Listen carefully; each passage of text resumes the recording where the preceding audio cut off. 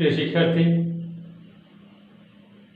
আমি আবার হাজির হলাম তোমাদের সামনে অনলাইন ক্লাস নেওয়ার জন্য। পল্লবী মহিলা ডিগ্রি কলেজের পক্ষ থেকে তোমাদের অনেক অনেক শুভেচ্ছা ও স্বাগত। আশা করি যে যেখানে আছো ভালো আছো, ঘরে আছো, নিরাপদে আছো, সুস্থ আছো। আজ আমি তোমাদের যে ক্লাস নিব একাদশ দ্বাদশ শ্রেণীর অনুপাত বিশ্লেষণের সেকেন্ড ক্লাস আমার এটা। কারণ গত ক্লাসে ম্যাথ একটা করেছিলাম, বাট এই ক্লাসে সম্পূর্ণরূপে ম্যাথ আর একটা না করলে অসম্পূর্ণ থেকে যাবে ক্লাসগুলো। তাই প্রতিটা ক্লাস আমি আগেও বলেছি 2-3টি করে নেওয়া উচিত। তা আমি আজ তোমাদের সেই অনুপাত বিশ্লেষণ তোমাদেরই বইয়ের মোকাররম স্যারের বইয়ের 16 নম্বরের অঙ্কটা নিয়ে আজ আলোচনা করব এবং ম্যাথটা করিয়ে দেব। তা আশা করি তোমরা যে যেখানে আসো ঘরে বসে এটা প্র্যাকটিস করতে পারবে এবং কোনো কোশ্চেন থাকলে কমেন্ট বক্সে সে কোশ্চেনগুলো করবে, তোমাদের উত্তর দেবো পরে। আমি আশা করি তোমরা এখন বই খাতা নিয়ে বসে আছো, রেডি আছো এবং আমার সাথে তাল মিলিয়ে তোমরা অঙ্কটি দেখবে, করবে, প্র্যাকটিস করবে।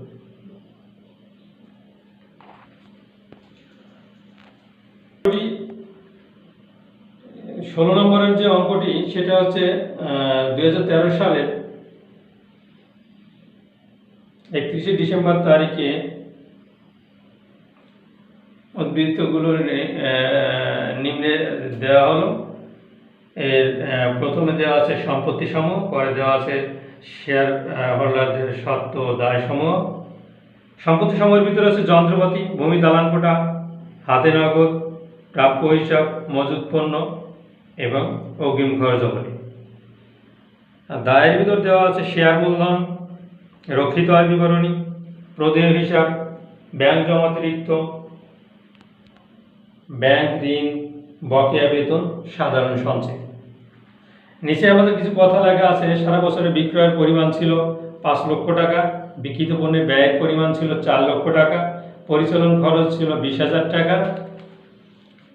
আমাদের করণীয় কাজ কি সেটা এখন আমরা দেখব। বিনিয়োজিত মূলধনের পরিমাণ নির্ণয় করো। খ নম্বরে কোম্পানির মুনাফা অর্জন ক্ষমতা যাচাইয়ের জন্য মোট লাভ অনুপাত ও নিট লাভ অনুপাত নির্ণয় করো। গ নম্বরে বলছে উপযুক্ত তথ্যগুলি হতে দায় মালিকানা অনুপাত ও মজুদ আবর্তন অনুপাত নির্ণয় করো। তাহলে আমাদের সৃজনশীলের যে 3টি কোশ্চেন থাকে সেই কোশ্চেন 3টি এখানে দেওয়া আছে। আশা করি আমরা আস্তে আস্তে সেগুলো করব এবং বুঝবো, এবং তোমাদের আগেই বলেছি কোনো কোশ্চেন থাকলে সেই কোশ্চেন কমেন্টস বক্সে লিখে দিবে। তা আমরা আসি বিনিয়োজিত মূলধনের পরিমাণ।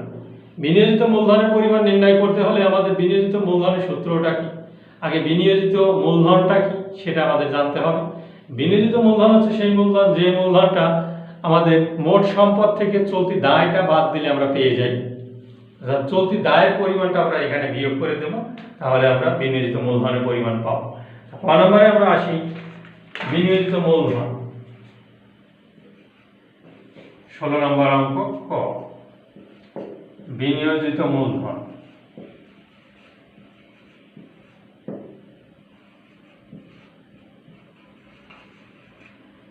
সমান মোট সম্পদ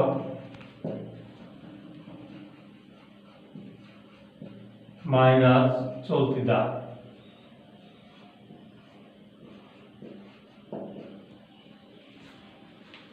এখানে মোট সম্পদটা আমাদের দেওয়া আছে 4,50,000 টাকা এবং চলতি দায়টা আমাদের বের করে নিতে হবে। আমাদের কার্যপদ্ধতিতে চলতি দায়টা বের করে নিতে হবে।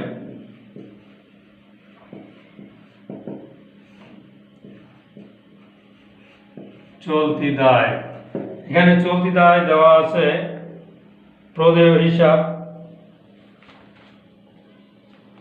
26,000 টাকা,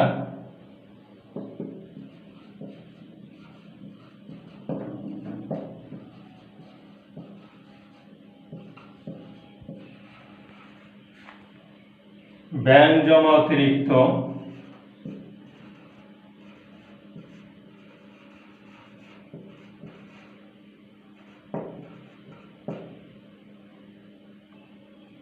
20,000 টাকা বকেয়া বেতন,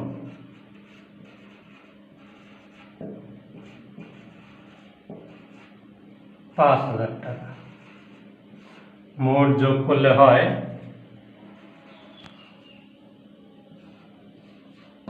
51,000 টাকা। তাহলে আমার চলতি দায়ের পরিমাণ দেওয়া আছে 51,000 টাকা। মোট সম্পদ আমাদের এখানে টোটাল যোগ করা আছে, মোট সম্পদটা যোগ করে দেওয়া আছে এখানে 4,50,000 টাকা। তাহলে এখানে আমরা বসিয়ে দেব মোট সম্পদ 4,50,000, চলতি দায় 51,000। 4,50,000 থেকে আমাদের 51,000 চলে গেলে কত থাকে সেটা আমাদের দেখার বিষয়। 3,99,000 টাকা, অর্থাৎ বিনিয়োজিত মূলধনের পরিমাণ হচ্ছে 3,99,000 টাকা। তাহলে আমরা আবার দেখি বিনিয়োজিত মূলধন সমান সমান মোট সম্পদ মাইনাস চলতি দায়। মোট সম্পদ এখানে দেওয়া আছে 4,50,000, চলতি দায়টা আমরা বের করেছি 51,000। তাহলে 4,50,000 থেকে 51,000 মাইনাস করলে 3,99,000 থাকে, এটাই আমার বিনিয়োজিত মূলধন। আমরা মনে রাখবে বিনিয়োজিত মূলধনের সূত্রটা, বিনিয়োজিত মূলধন সমান সমান মোট সম্পদ মাইনাস চলতি দায়। আমি আবারও বলছি, বিনিয়োজিত মূলধন সমান সমান মোট সম্পদ মাইনাস চলতি দায়।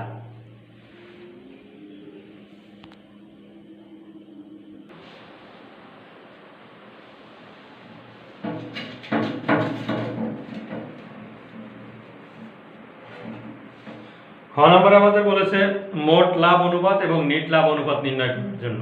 মোট লাভ অনুপাত এবং নিট লাভ অনুপাতের সূত্রটা আমরা গত ক্লাসেও করেছিলাম, এই ক্লাসেও আমরা মোট লাভ এবং নিট লাভ অনুপাতের সূত্রটা করব। আশা করি এই দুইটা সূত্র খুবই ইম্পর্ট্যান্ট এবং পরীক্ষা আসার মতো, তাই এই দুইটা সূত্র তোমরা ভালো করে জানবে এবং করবে। মোট লাভ অনুপাতের সূত্র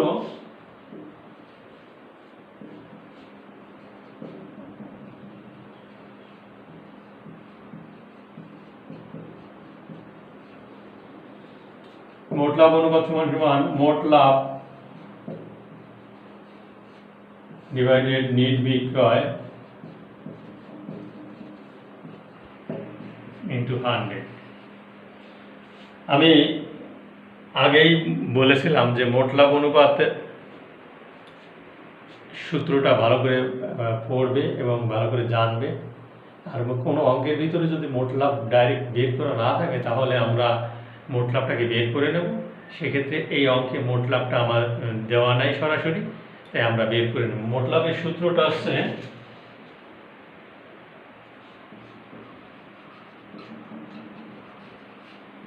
বিক্রয় মাইনাস বিক্রিত পণ্যের ব্যয়।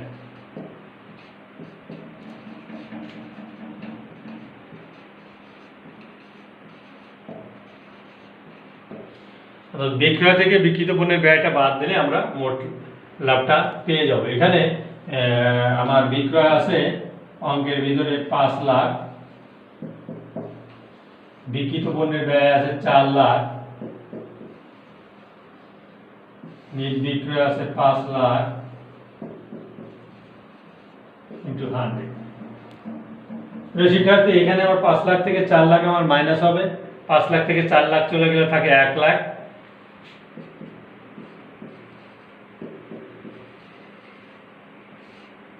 ডিভাইডেড 5 লাখ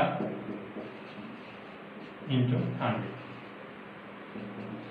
তাহলে এটা আমরা যদি এখন কাটাকাটি করি তাহলে দেখা যাচ্ছে ভাগ গুণ করলে 20%। তাহলে এখানে আমাদের 20% হয় মোট লাভ। মোট লাভের পরিমাণ হচ্ছে 20%। প্রিয় শিক্ষার্থী, আমরা আগেই জানি যে মোট লাভ অনুপাতের একটা স্ট্যান্ডার্ড মান, একটা আদর্শ মান আছে।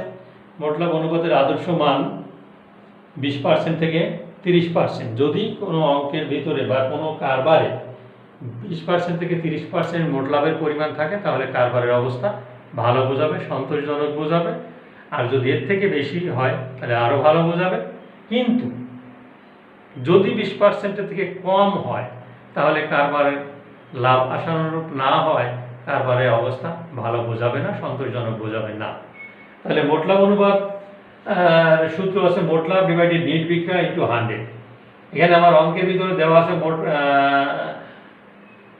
মোট লাভ আমরা আবার বের করে নিয়েছি, বিক্রয় থেকে বিক্রিত পণ্যের ব্যয়টা বাদ দিলে আমরা মোট লাভটা পেয়ে যাব। এখানে আবার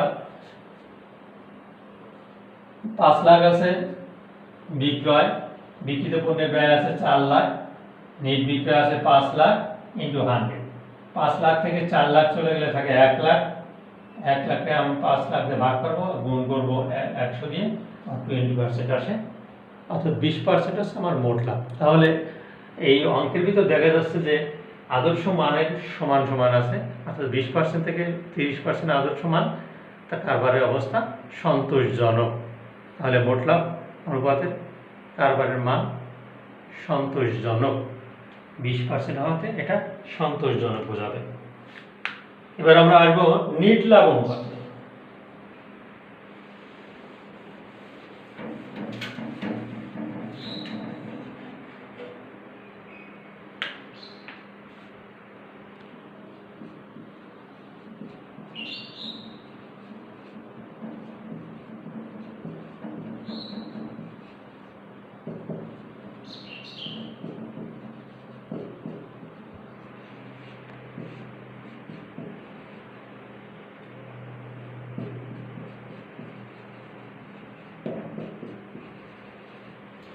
নিট লাভ অনুপাতের সূত্র আছে নিট লাভ ডিভাইডেড নিট বিক্রয় ইন্টু 100।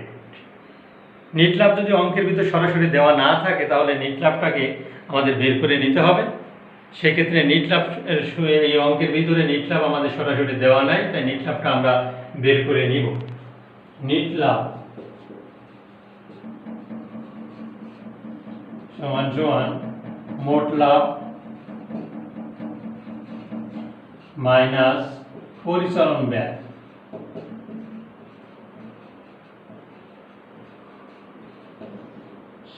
মোট লাভ এখানে আমরা পেয়েছিলাম 1 লক্ষ টাকা, পরিচালন ব্যয় দেওয়া আছে 20,000 টাকা, তাহলে বিয়োগ করলে হয় 80,000 টাকা। তাহলে একদমই সহজ হয়ে গেল ব্যাপারটা। আমরা নেট লাভটা বের করে নিলাম। নেট লাভ সমান সমান মোট লাভ মাইনাস পরিচালন ব্যয়। মোট লাভ আছে আমার 1 লাখ টাকা, নেট লাভ পরিচালন ব্যয় দেওয়া আছে 20,000 টাকা।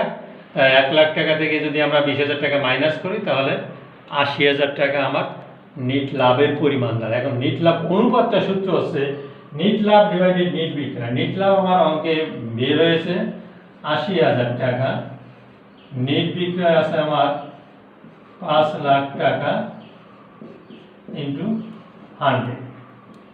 তাহলে এখানে আমার ভাগ করলে দাঁড়ায় 580, 16%। প্রিয় শিক্ষার্থী, আমরা নেট লাভ অনুপাতের আদর্শ মান 5% থেকে 10% বুঝি, যে 5% থেকে 10% যদি নেট লাভ হয় তাহলে কারবারের অবস্থা সন্তোষজনক বোঝায়। আলোচ্য অঙ্কে দেখা যাচ্ছে আমাদের 16% নেট লাভ বেড়েছে, অর্থাৎ কারবারের অবস্থা খুবই ভালো, সন্তোষজনক, এবং লাভের পরিমাণটা, নেট লাভের পরিমাণটা অনেক বেশি, যে কারণে আমরা কারবার চালাতে খুব ভালোভাবে চালাতে পারবো এবং কারবারের অন্যান্য সুবিধাদি আমরা কর্মচারীদের দেখতে পাবো। তাহলে দেখো আবার নেট লাভ অনুপাতের সূত্র আছে নেট লাভ ডিভাইডেড নেট বিক্রয় ইন্টু 100। নেট লাভ সমান সমান মোট লাভ মাইনাস পরিচালন ব্যয়। এখানে মোট লাভ আছে 1 লক্ষ টাকা, পরিচালন ব্যয় আছে 20,000 টাকা, বিয়োগ করলে থাকে 80,000 টাকা। তাহলে সূত্র অনুযায়ী আমরা বসাই দেবো এখানে নেট লাভের জায়গায় 80,000, নেট লাভ 80,000, নেট বিক্রয় 5 লাখ ইন্টু 100। আমরা যদি ভাগ এবং গুণ করি তাহলে দেখা যাচ্ছে যে 16 বেরোয়, অর্থাৎ 16%। শতকরাতে গুণ করলে সেটা পার্সেন্টেজ বেরোয়, তাহলে 16% বেরোচ্ছে, অর্থাৎ নেট লাভ অনুপাত 16%, যা আদর্শ মান থেকে অনেক বেশি এবং কারবারের অবস্থা খুবই সন্তোষজনক। তাহলে আমার খ নম্বর আপাতত শেষ। এখন আমরা গ নম্বরে চলে আসবো।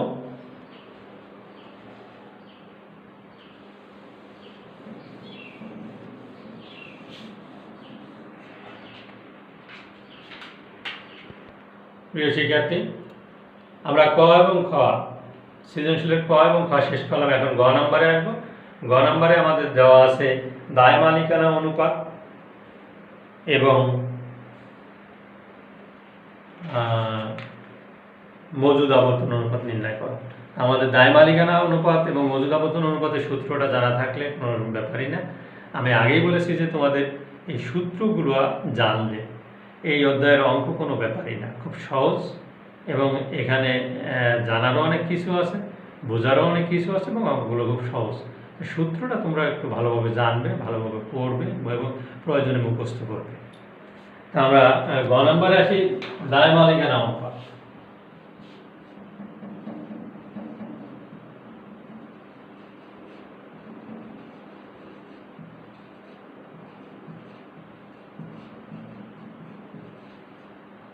দায় মালিকানা অনুপাতের সূত্র হচ্ছে মোট বহির্দায়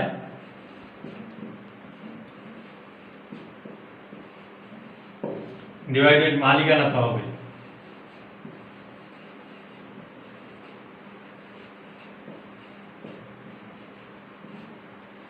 প্রিয় শিক্ষার্থী, আমি আগেই বলেছি প্রতিটা চ্যাপ্টার কমপক্ষে 3টা ক্লাস নেওয়া উচিত, 2 থেকে 3টা। আমার এই অধ্যায়ে এই চ্যাপ্টারের ক্লাস আজ 2টা ক্লাস। যদি তোমরা মনে করো যে না এতে হচ্ছে না, তাহলে আমি পুনরায় আবার ক্লাস নেব। তা আজ আমি যে অনুপাত বিশ্লেষণের ক্লাস নিলাম, এর উপরে তোমরা অবশ্যই কমেন্টস করবে এবং কমেন্টস করে আমাকে জানাবে তোমাদের সমস্যা কোথায়, কি বোঝো নাই, কি বুঝতে পেরেছো, ভালো করে কোনটা বুঝতে পারো নাই, ইত্যাদি। দায় মালিকানা অনুপাতের সূত্র আছে মোট বহির্দায় ডিভাইডেড মালিকানা তহবিল। মোট বহির্দায়ের একটা সূত্র আছে যে মোট বহির্দায়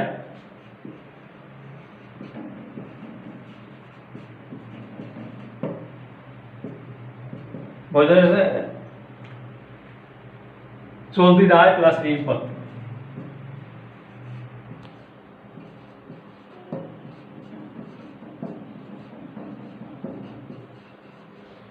আর অঙ্কের ভিতরে চলতি দায় দেওয়া আছে 51,000, ঋণপত্র দেওয়া আছে 42,000। চলতি দায় আমরা আগেই বের করেছি।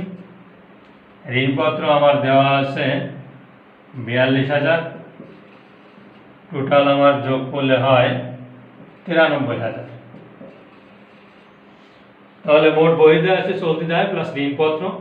চলতি দায় আমার 51,000, ঋণপত্র আছে 42,000, দুইটা যোগ করলে হয় 93,000। এখন মালিকানা তহবিল আমাদের জানতে হবে। মালিকানা তহবিল মালিক কতটুকু পাওয়ার অধিকারী ওই কারবারের, সেটাই আমার মালিকানা তহবিল। তা আমরা এবার মালিকানা তহবিলের দিকে আসি।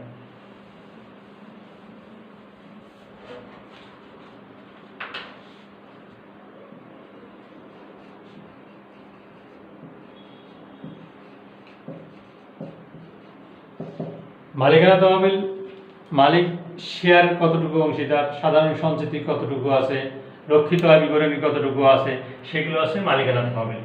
শেয়ার মূলধন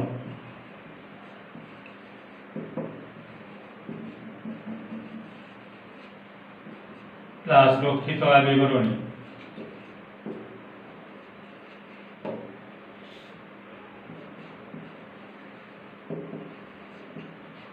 প্লাস সাধারণ সঞ্চিতি।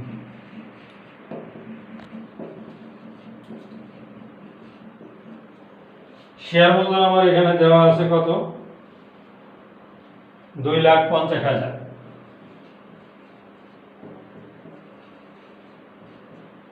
রক্ষিত আয় বিবরণী দেওয়া আছে কত, 80,000।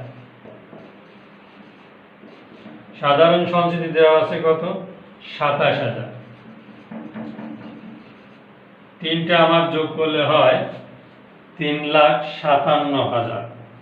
3,57,000। তাহলে মালিকানা তহবিলের সূত্রটা হচ্ছে শেয়ার মূলধন, রক্ষিত আয় বিবরণী এবং সাধারণ সঞ্চিতি, এই তিনটা সমষ্টি হচ্ছে আমার 3,57,000। আগেই আমরা বলেছি যে বহির্দায় আমরা বের করেছিলাম 93,000, আর মালিকানা তহবিল দেওয়া আছে আমার 3,57,000। এইটা দিয়ে ভাগ করলে আমরা অ্যান্সারটা পেয়ে যাব।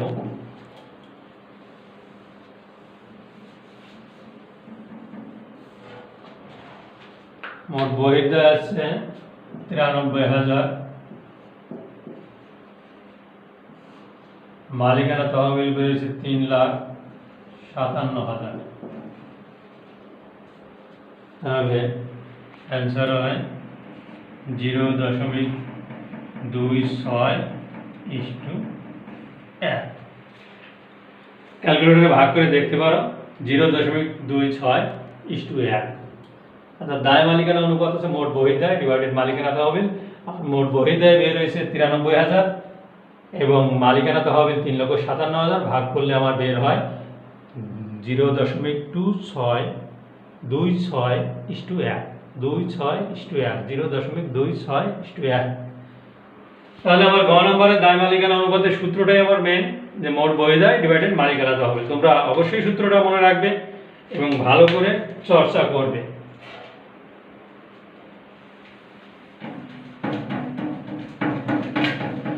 এবার আমরা আসি মজুদ আবর্তন অনুপাত।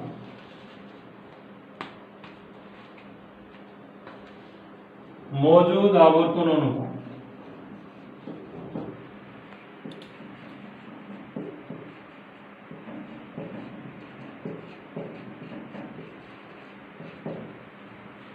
বিক্রিত পণ্যের ব্যয়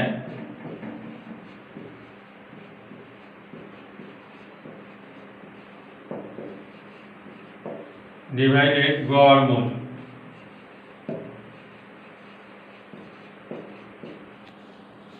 শিক্ষার্থী, আমি আগেই বলেছিলাম যে আবর্তন অনুপাতের সূত্র যদি বিক্রয় থাকে, বিক্রিত পণ্যের ব্যয় না দেওয়া থাকে বা বের করা না যায়, তখন বিক্রয়টাকে বিক্রিত পণ্যের ব্যয় ধরতে হবে।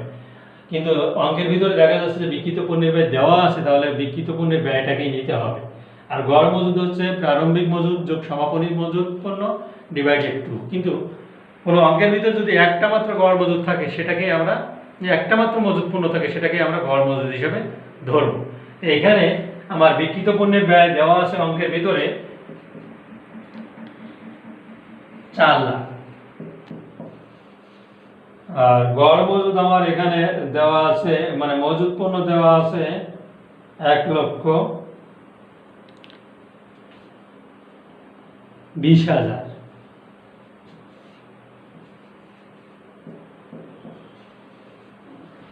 বিক্রিত পণ্যের ব্যয় 4 লক্ষ, গড় মজুদ 1,20,000, ভাগ করলে আমার হয় 3.33। আর আবর্তনে সবসময় বার বেরোবে, অর্থাৎ এই বিক্রিত পণ্যের ব্যয়টা অর্থাৎ মজুদ পণ্যটা আমরা কতবারে বিক্রি করলে কারবারের অবস্থা ভালো বোঝাবে। আমাদের এর আদর্শ মান আছে, বছরে যদি 8 বারে বিক্রি করতে পারি তাহলে কারবারের অবস্থা ভালো বোঝাবে। কিন্তু অঙ্কের ভিতরে দেখা যায় আমাদের অঙ্কের যে রেজাল্ট তাতে বের হয়েছে 3.33, অর্থাৎ কারবারের অবস্থা সন্তোষজনক। মজুদ পণ্য খুব ভালো পণ্য, যে কারণে অল্প সময়ে বিক্রি হয়ে গেছে, এই কারণে কারবারের অবস্থা সন্তোষজনক বোঝাবে। প্রিয় শিক্ষার্থী, আমাদের আজকের মতো এই ছিল অঙ্ক। একটা অঙ্ক আমরা আজ করলাম, আর তোমাদের বাসার কাজ থাকবে 17 থেকে 25 পর্যন্ত। এর ভিতর থেকে যদি কোনো অঙ্ক তোমাদের সমস্যা হয় তাহলে আমাকে অবশ্যই জানাবে, আমি এর সমাধান করার চেষ্টা করব। আশা করি তোমরা ভালো আছো, যে যেখানে থাকো ভালো থাকো, ঘরে থাকো, এই কামনা করি। তোমাদের সবার সুখের দিনের আশায়, আমাদের সুখের দিনের আশায় আজ এই পর্যন্ত।